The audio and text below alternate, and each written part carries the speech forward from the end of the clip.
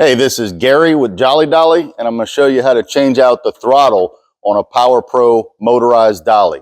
I'll also show you how to change out the shaft on the throttle if yours is broken. Let's go over some safety warnings first. When you remove the on-off switch to access the throttle, the dolly will turn itself on. So you absolutely have to have the power disconnected, either by pulling the fuse or disconnecting the gray disconnect on the lithium battery.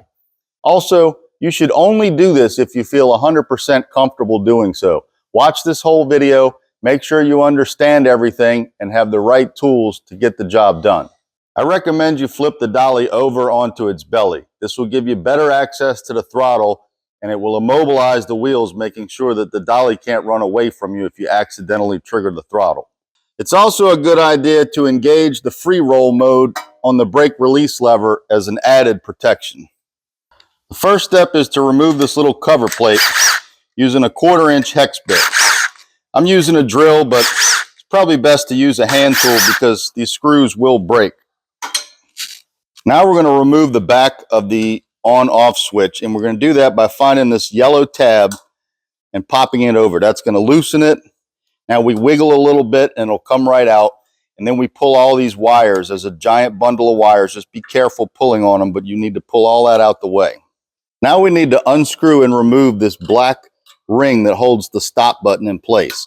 So we'll just use a tool like this or a screwdriver to grab onto it and then twist it all the way off. Then we wiggle the switch and it pulls right out.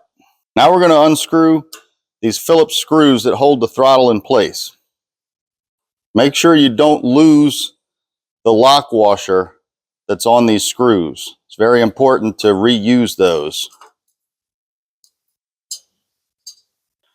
We're going to disconnect this throttle wiring harness. There's 2 tabs that have to be pinched, and then you just wiggle and pull on the connector. Sometimes it can be really difficult, but you keep working it and it will come apart. Now we're going to use this wire bundle to help pull the throttle out of here. We're going to rotate it and then pull it straight up, and it'll come right out. With your throttle out, if you need to change these knobs out, you need a small screwdriver to take this screw out.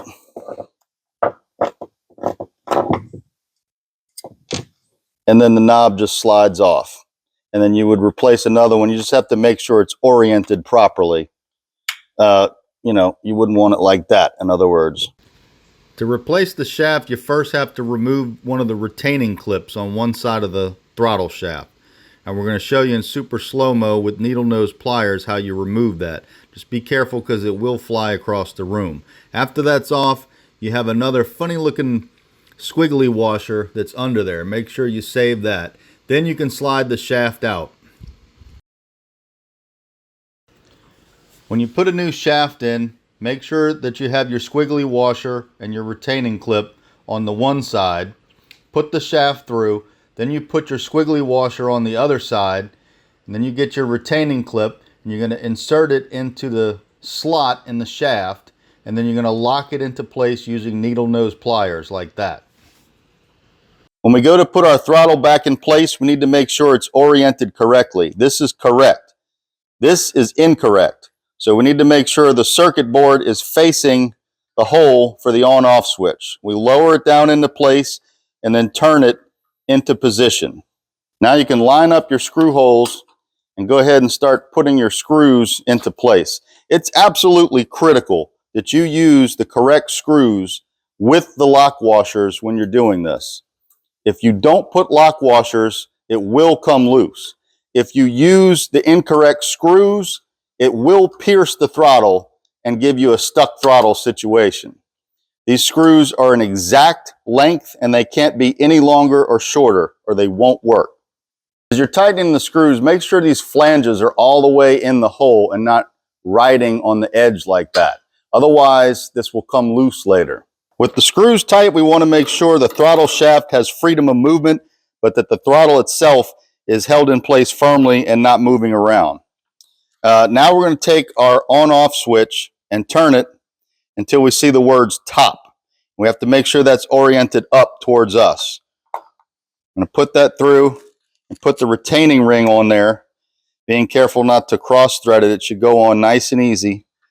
And we're going to finger tighten that as far as it will go. Then we're going to make one last check and make sure the words top are perfectly oriented upwards. Then we're going to take a tool like a screwdriver or this pick and tighten this ring as tight as we can get it. Now we're going to locate and reconnect the wiring harness. It'll only go one way, but you want to make sure it's snapped all the way in place. Then we're going to take the back of the on-off switch. We want to check this red wire on the back of it. This needs to be up against the body of the switch here. If it were bent out like this, that would be no good because it could possibly interfere with the throttle. So just make sure that's nice and tucked away. We're going to put the switch back in here. Oh, we also want to check and make sure the tab is in the open position. This is the lock position. You can see the yellow teeth. When we go to the open position, you won't see the teeth.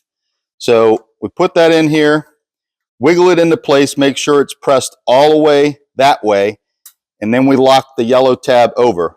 Now it should be firmly in place and we can operate the switch and everything's nice and snug. Now we're going to take our wire bundle. We're going to be really careful with this. We're going to kind of twist it up together and push it down in here. We need to make sure that it's clear of the 4 screw holes here so it won't get pierced. We need to make sure it's not sticking out the sides. Now with all that in place, we can go ahead and put our cover back on and put our screws in. You definitely want to tighten these with a hand tool. This is a big no-no what I'm doing, but if I break a screw, it's no big deal. We want to do one last check and make sure this throttle has complete freedom of movement and that it's very springy and returns to center every time. If we were to push this down a slight bit and it would stick in that position and not want to return to center on its own, that means something's interfering with the throttle mechanism. If it's working correctly, you should be able to do this and it should just spring all over the place. It should always return to center perfectly without any hesitation. Before you can test it, make sure you move the brake release lever back into the drive position. Now you can put the fuse back in or reconnect the quick connect on the lithium battery and test the throttle while the dolly's still laying on its belly. Once you're sure everything's working fine, you can stand the dolly back up and you should be good to go. Thanks and have a jolly day.